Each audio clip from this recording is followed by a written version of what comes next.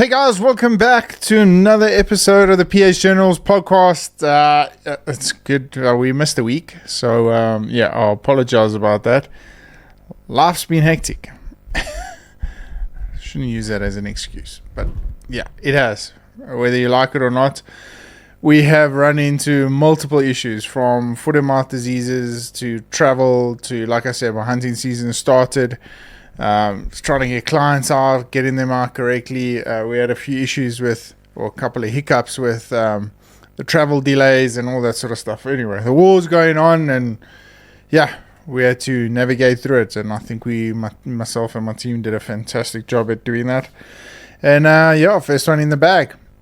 Before we carry on, this week's episode of the podcast is sponsored by Sarkor.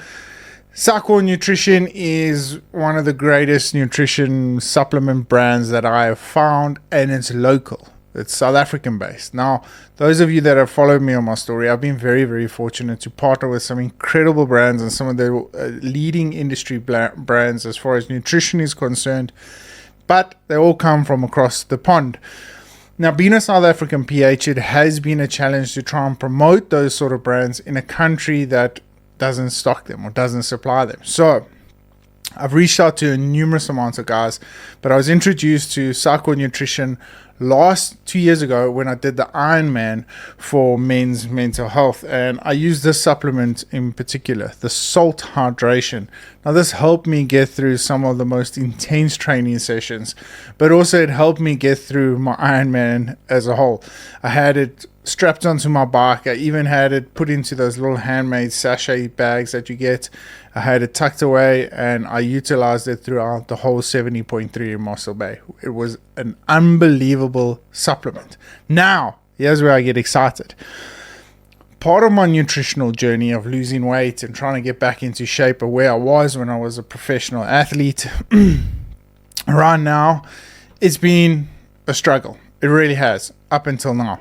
And to try and find the combination of balancing good supplements and good nutrition together with products that help me with my mental struggles every now and then, but also sleep, all these sort of things that come into play, it's been difficult to try and find one brand that you can constantly keep going back to make sure that you get the best possible supplements. It's all come down to Sarkor Nutrition. So, for instance, here's a probiotic. This is an ashwagandha, valerian root, magnesium, L-theanine, zinc, and vitamin B6, all in one little tub. Now, I've been taking L-theanine and magnesium at night and all that sort of stuff to help with my neuron system. This is just like, it's a game changer. It's a freaking game changer in a bottle.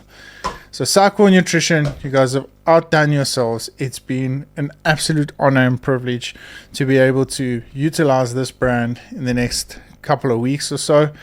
And of course, getting me back into shape, getting me back onto my mental health space that I'm very, very excited about. So big shout out. If you guys haven't yet, go along. I will tag them down in the description below. Hopefully I'll tag their website as well, where you guys can head along and do your purchasing.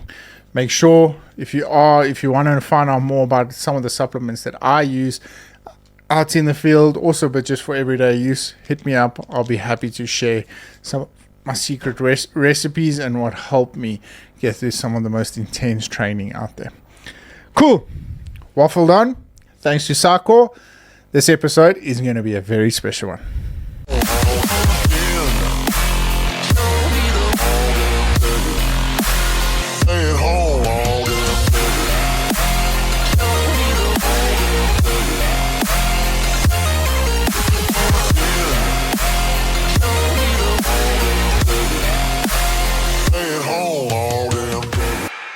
So guys, I have been juggling with the concept of doing a half ends podcast for some time now. Again, I have done this previously. I think I've done it once.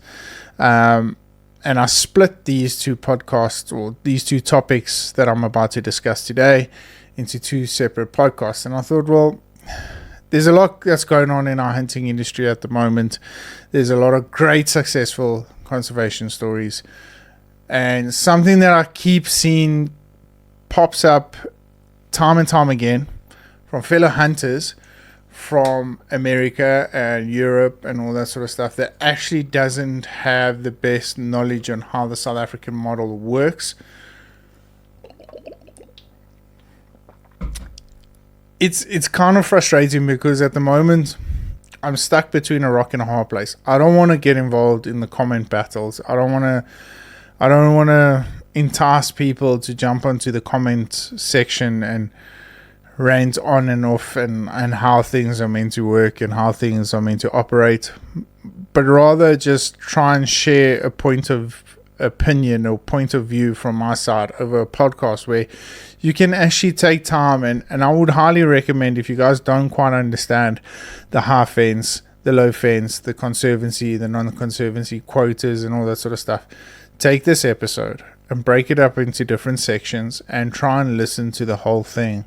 You don't have to do it in one sitting, but just so that you get a better understanding of what to expect when you come out and hunt in South Africa, or if you are considering coming out and you have this perspective, because what's been thrown around a lot in the industry now is free range this or non-half fence and all this sort of stuff, when really everything just kind of ties into the same sort of language that we're all speaking. So here's a better understanding. Half fence first, low fence. Firstly, what is half fence? What is low fence? Let's break it down. A half fence is typically around 2.4 meters, about 8 feet high, and is designed to contain game animals within the perimeter. It allows landowners to manage wildlife properly, things like population control, genetics, and habitat. It's pretty much self-explanatory. Those of you know that game farmers and institutions put up these game fences to keep the animals in, so that two reasons: they don't cross-pollinate or with the color variant thing, but also that their animals stay their animals. They don't jump fence from one property to the next. Now, we need to understand that our private land is part of the conservation model within South Africa. It's still one of the greatest conservation stories that we don't really talk about too much, to be honest with you. But majority of the land is privately owned, and if we want to keep the specialized animals, sable, roan, all the very expensive things, and we want to have this healthy ecosystem that we as men have, or man has created, we have to manage them ourselves. It's a no-brainer. We in South Africa, we don't have the luxury of letting nature do its course. We don't. That luxury is long gone. We can forget about it. There's just way too many variables that happen, from poaching to land encroachment, overpopulation. I mean, the list just goes on and on and on. We'll get into another podcast with that where I break down the numbers exactly. But for that reason, the 2.4 meter fence or 8-foot fence is ideal for making sure that your investment stays your investment. Of course, guys, and I'm going to say this for a couple of times throughout this podcast, I've seen it with my own eyes. You're not going to keep an animal in that fence if it really and truly wants to get out. It's more of just a buffer. Trust me, I've seen eland flatten a game fence. I've seen Cape Buffalo flatten a game fence. I've seen rhino lift up a game fence like it's not even there. And the one game fence that they did lift up, I've seen it numerous amounts of times, but the one they actually did was electrified. Is that the right word? Yeah. Stuck its horn underneath it and lifted that thing like it wasn't even there. So trust me when I say this, these animals, if they really want to get out and get to greener pastures, they are going to. And a lot of landowners, and I worked for one particularly, believe that because there's a fence there, it should keep everything in. But if the grass is greener on the other side, I promise you now, these animals are going to want to go there. It's life or death situation, and when starvation starts kicking in, they do some remarkable things. Low fence, well, low fence is usually around 1.2 to 1.4 meters high. It's not designed to hold game in. It's more of a livestock or boundary fence. Most playing game species can jump it, go through it, and move in between properties. It still doesn't... I want to say this correctly, it still prevents animals from moving freely. So this whole narrative of free range, for me, like, to some sort of aspects in the argument, and I've mentioned this a number of times, I don't believe in free range. I believe in fair chase. But the free range aspect of things and how people market it, I get it. I get why you want to do it, because your perception on that being free range is there. But for majority of the animals that can't freely pass between these fences, you wouldn't quite call that free range, because they don't have the freedom to go to these various different spots that they deemed or would like to actually go to. They're deterred by these fence lines. And for instance, a very typical species is a springbuck. Yes, push a springbuck hard enough, it will get through a fence some way, somehow. Foulriebuck, I've never seen a farley jump a fence. So how they find fences is from warthog holes pushed into the fences and stuff. So you do manipulate the travel or the migration aspect of these particular animals. And I've seen it. I've seen it time and time again. So why have I brought up this topic again? I think where we need to shift the conversation is, instead of asking, is it high fence or low fence, a better question should be, is there fair chase involved? Because let's face facts, hunting a springbuck out of a 2 hectare cattle fence is pretty much the same as hunting it out of a high fence breeding camp. Because low fence automatically doesn't automatically mean free range, and high fence doesn't automatically mean easy or unethical. Now that's important to highlight. Excuse me. Fair chase is about something much, much deeper. Does the animal have a real chance to escape the hunter? Is the hunt unscripted? Are you matching your skills against the animal's natural ways? Now that's very, very important, and something we need to take into consideration. So everyone will say, for instance, majority of the properties we hunt are all high fence, and a lot of the raised eyebrows I get, well, does the animal have free rein, and exactly what's over the other hillside? Yeah, but so too does that animal. I mean, that animal's been walking footpaths all over that mountain like you can't believe. And it has a better understanding of where to go when in danger than what I do. I can try and anticipate, and based on my animal knowledge, I can try and interpret where the animal would possibly go to, but it doesn't mean I'm always going to be right. So, hunting high fences is still an ethical, logical, and difficult way of hunting species you wouldn't normally find in South Africa. And I say that out of respect. I mean, some of the properties we hunt are over 9,000. What would that be? That's 9 hectares. It's like 2.25, isn't it? Hectares to acres. Call it like 20,000 acres. I would guesstimate. So trust me, over 20,000 acres, your animals are going to be able to move freely, move within range, and have a much more ethical way of getting away.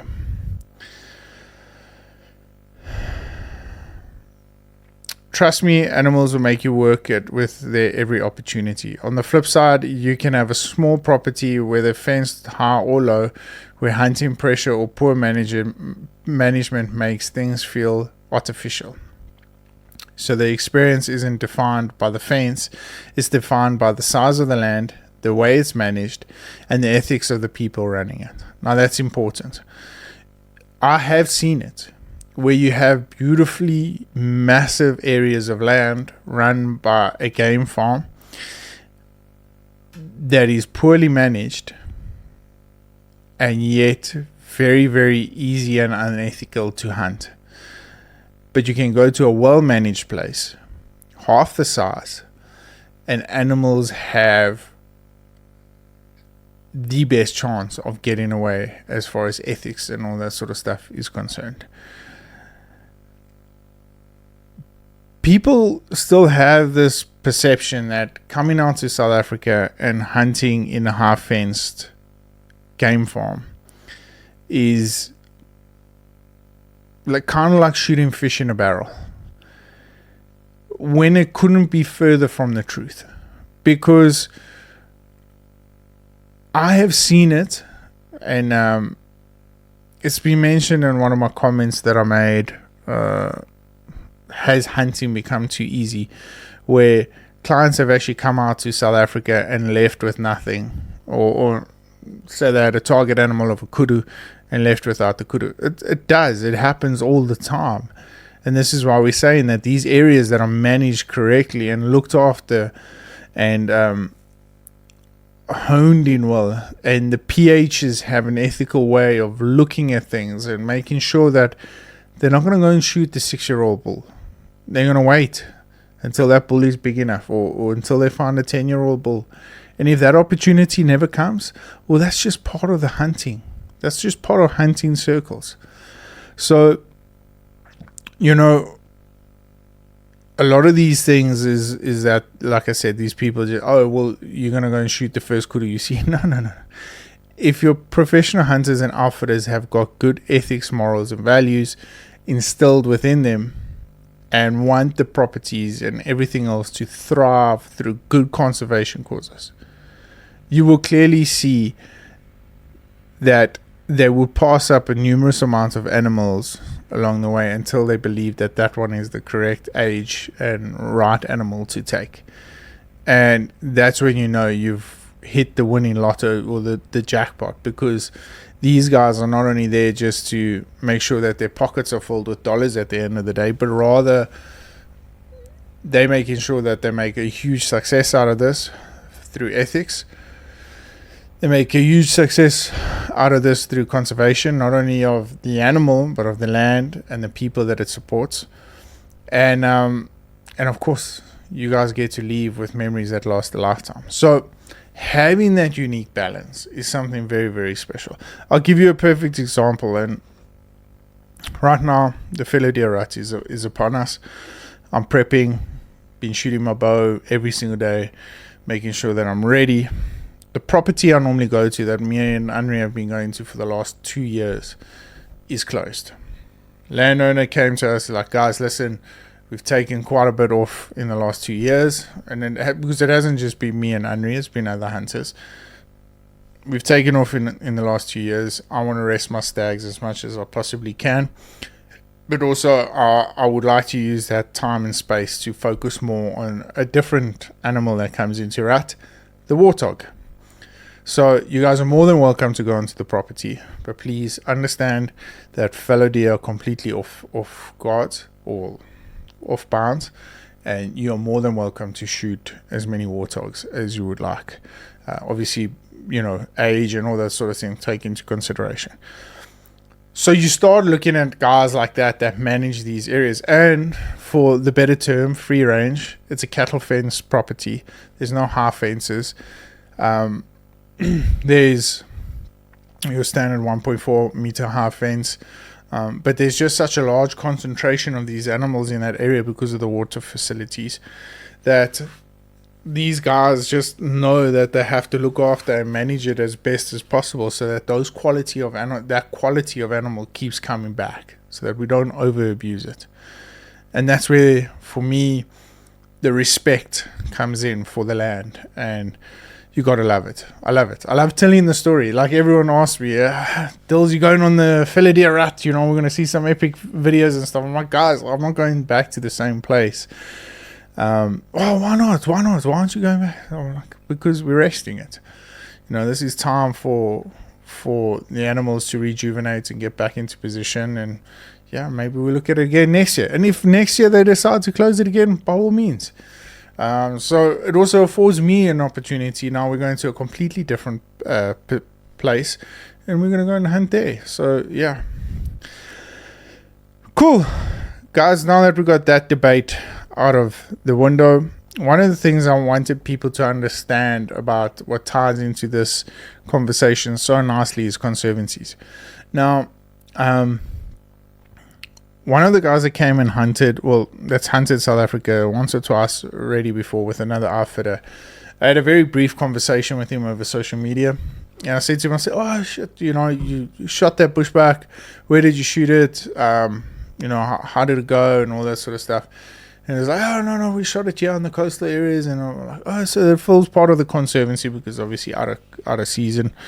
And he's like, conservancy, I'm not quite sure what that means and how does it go about. So although I would, against my better judgments, I would definitely believe that particular outfitter, they have a very high standard in the industry. So I have no doubts it was all legal or anything. So I wasn't trying to question him. I was just, did you shoot that thing legally? And that wasn't my point at all. My point was, how was I was trying to get to how was the experience in the conservancy other than like the high fence lodging that they've normally been hunting out of. So for me, that was brilliant to see that. Well, it was kind of unique to see that it wasn't quite familiar with conservancy. So let's talk about conservancy, because this is where things I think get very, very interesting. Conservancy is when multiple properties drop their internal fences or have cattle fences and they manage the wildlife and ecosystem together. So instead of individual farmers, you've got a large continuous area where animals move freely between properties. In South Africa, many conservancies are still enclosed on the outside, so technically, yes, it's still half fence boundary. However, majority of them have got the 1.4 meter fencing around them. But inside, it functions like a complete open system. You get larger landscapes to hunt, natural movement of animals, and collaboration of conservation efforts between landowners. It's probably one of the closest things you have to a truly wild functioning system in a private management environment. So again, guys, this is where everything boils down to.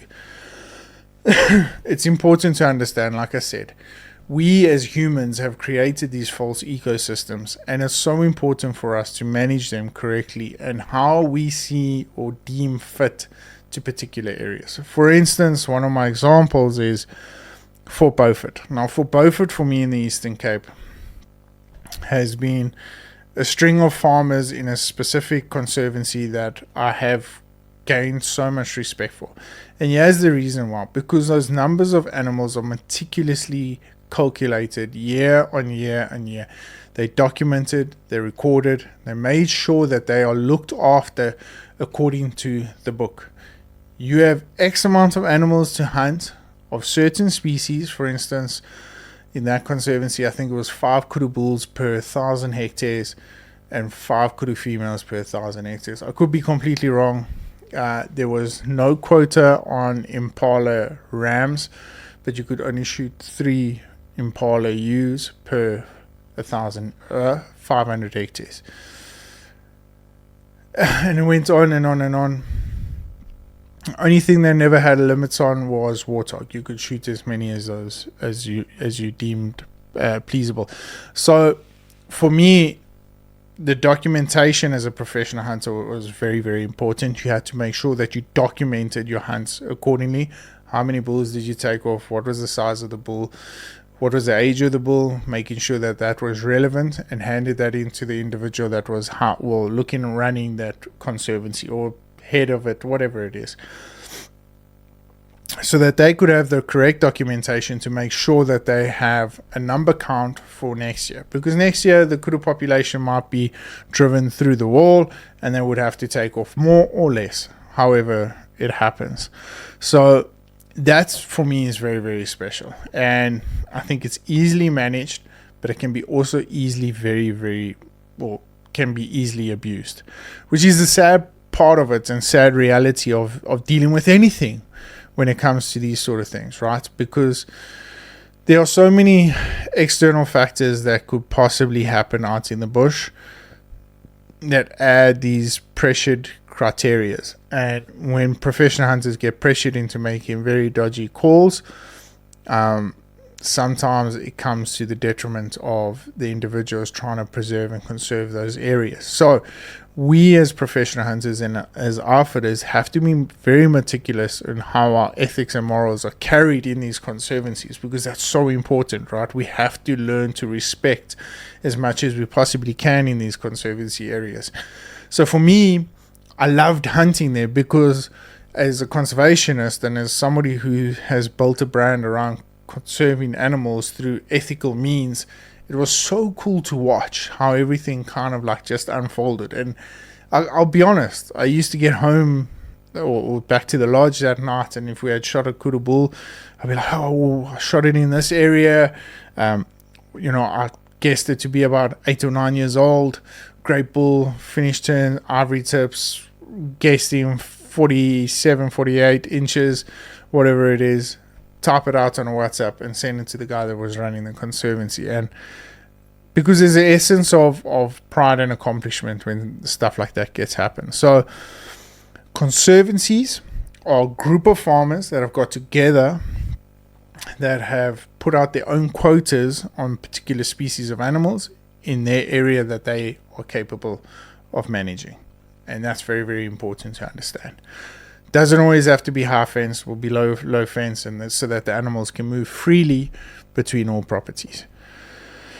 Now let's touch on the quotas. So for instance, here in the Queenstown district on the outskirts of Queenstown, there's a proclamation that gets sent out, should be sent out in the next couple of weeks, because our hunting season opens from the last week in May, last day in May to the last day in August. So our proclamation should be launching now soon. So we'll know exactly what our quotas are in particular areas of the Queenstown district.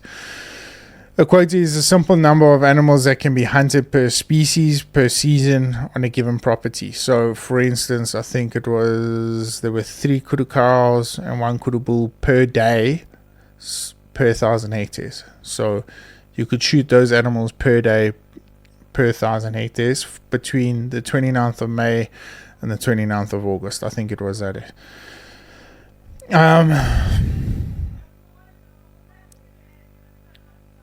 It's definitely not random, so we have to understand that it's based on game counts, carrying capacity, breeding rates, and environmental conditions.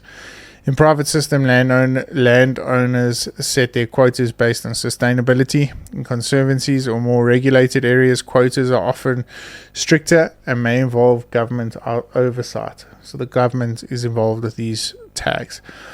But the goal is always the same. Use wildlife sustainably so the population remains healthy and productive. Because if you get it wrong, the whole system falls apart.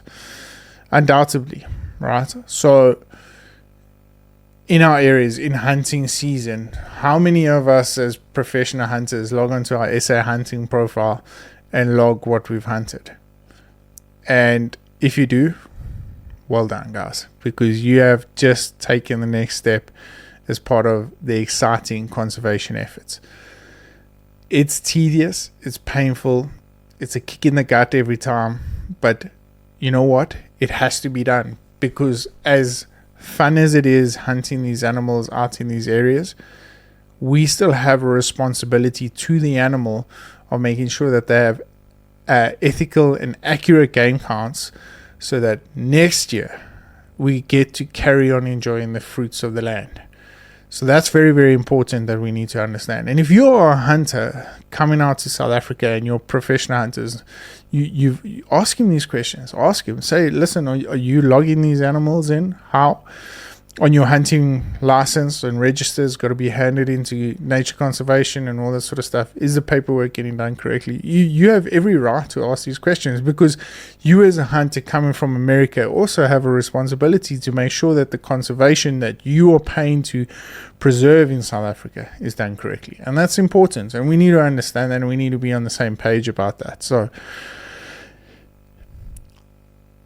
at the end of the day, having high fence, low fence, whatever debate we want to have in between, the truth of the matter is that you can have ethical hunting on high fence, unethical hunting on low fence, and everything in between. Just because it's a high fence property doesn't mean it's shooting fish in a barrel. I promise you right now, you can still come out, have an exceptional time, have a lot of fun, and ethically hunt your target species and animals you're paying your money to do. What matters is, as long as it's fair chase, you respect the animal and the responsibility of the land management, the responsibility of the conservation efforts of your professional hunter, documenting the animals, making sure that it's all done correctly. You are preserving an industry that has flourished over conserving numbers of animals for future generations to come. And I mean that because South Africa is undoubtedly one of the leading countries when it comes to conservation, and we've proven that time and time again. Bontebok this year is the perfect example. Careful management, careful consideration, human intervention, unfortunately, and ethical hunting. It's a recipe for success. Make sure you get those things right. And it doesn't matter if you've got a 2.4 or 1.4 meter fence. Nothing's going to stop you from having a good time and hunting ethically. Because at the end of the day, if we don't look after these things, it's not going to be there for much longer. And when everything dissipates and leaves us, we start asking why. Or what could have we done differently? But there's systems in place that help us now to manage these areas and look after our animals as best as possible. So guys, in closing, maybe it's time we stop arguing about fences and start talking about standards. Because at the end of the day, hunting in South Africa, when it's done right, is one of the most sustainable conservation models in the world, without a doubt. And that's something worth understanding properly. We need to understand it. And hopefully you guys understand a little bit more now after this podcast. But it's been a fun one. It really has. And I hope we've put the debate between low and high fence to rest.